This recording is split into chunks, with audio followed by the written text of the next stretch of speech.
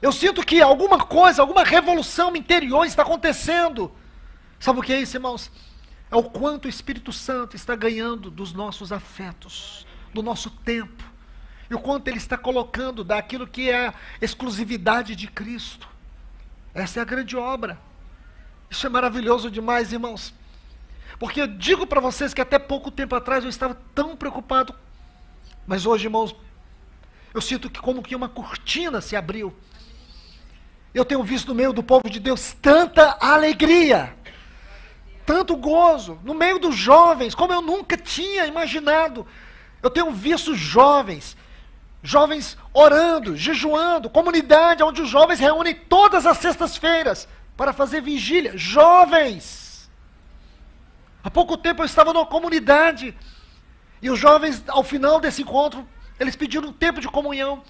E naquele conversar, naquele compartilhar, algumas perguntas que eu fiz, eles disseram: olha, toda sexta-feira, esse grupo aqui, um grupo grande de jovens, nós nos reunimos para orar.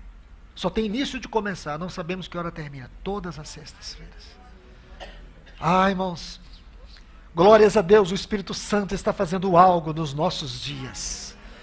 Eu falo com tremor e temor. O arrebatamento já começou. Ele está ganhando os nossos afetos.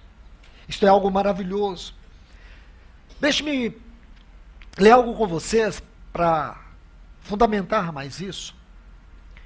Em Mateus capítulo 24, 25, você lê esses 2 capítulos, nós encontramos aqui 3 parábolas escatológicas. A parábola do servo, a parábola das 10 virgens e depois a parábola dos talentos. Quando você lê Mateus 24, os versículos 45 e 46, você tem a parábola dos servos. Então diz assim: quem é, pois, o servo fiel e prudente? Mateus 24, versículos 45 e 46. A quem o Senhor confiou os seus conservos, para dar-lhe sustento a seu tempo. Aí ele diz assim: bem-aventurado aquele servo, quando o Senhor vier, o achar, fazendo assim. Fazendo o quê? Olhe bem. A quem o Senhor confiou os seus conservos para dar-lhe sustento ao seu tempo. Isso aqui fala de quê? De fidelidade. Fidelidade. Fidelidade quanto ao serviço. Então nós estamos vendo hoje, irmãos, por um lado, tanto descompromisso.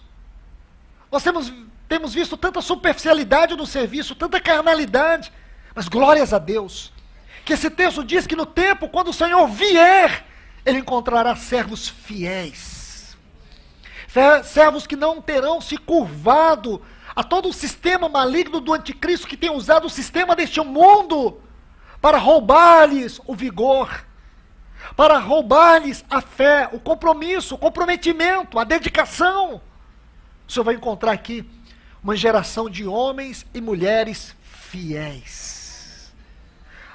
Na parábola seguinte, Mateus capítulo 25, o versículo 1 diz assim: então o reino dos céus será semelhante a 10 virgens que, tomando as suas lâmpadas, olhe bem, saíram a encontrar-se com o noivo. Agora veja o versículo 10, a última, bem no meio do versículo, diz assim: chegou o noivo, e as que estavam apercebidas entraram com ele para as bodas. Irmãos e irmãs, com certeza quando o Senhor vier, muitos estarão descompromissados, muitos estarão vivendo o evangelho à sua maneira, muitos estarão distraídos, muitos estarão vivendo esse evangeliquez religioso, espiritualista, sem vida, sem realidade espiritual. Mas haverá uma igreja como essas virgens prudentes, que suas candeias serão cheias da vida do Espírito, iluminadas pela luz do Espírito Santo. Observe bem, essa frase que está aqui no versículo 10, as que estavam apercebidas, as que estavam atentas, as que estavam esperando adequadamente.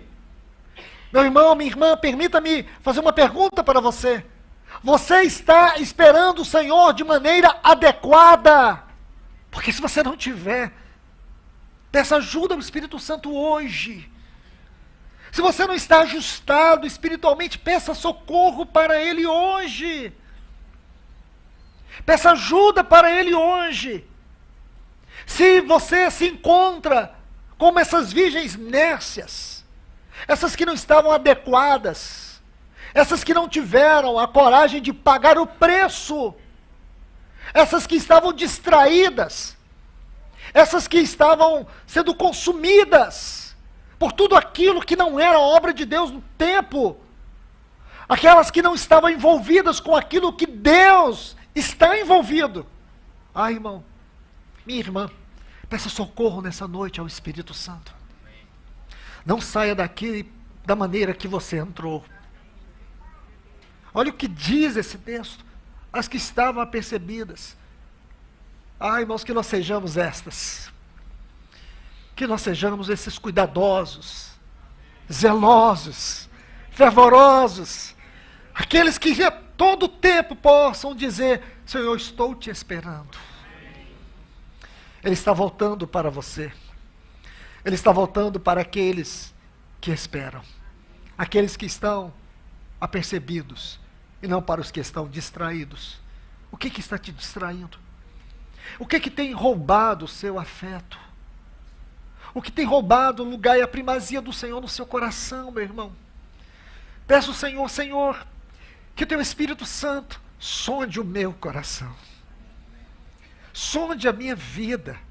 O que tem roubado o lugar do Senhor na minha vida, no meu coração? O que tem roubado a primazia do Senhor na minha vida?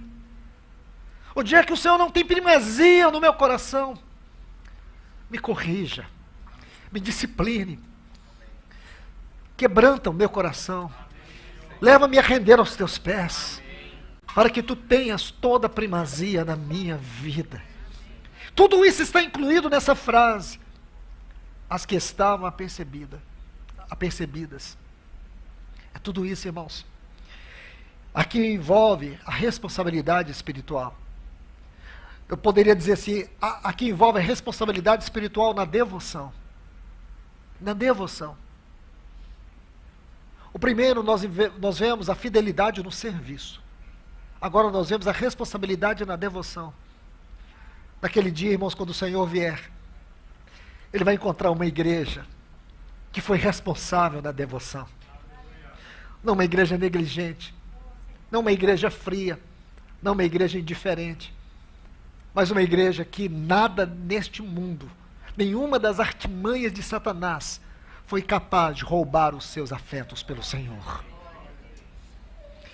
Aqui nesse mesmo capítulo 24, o versículo 12 diz: por se multiplicar a iniquidade, o amor de muitos esfriarão. Mas haverá um povo que a iniquidade não será capaz de esfriar o seu amor.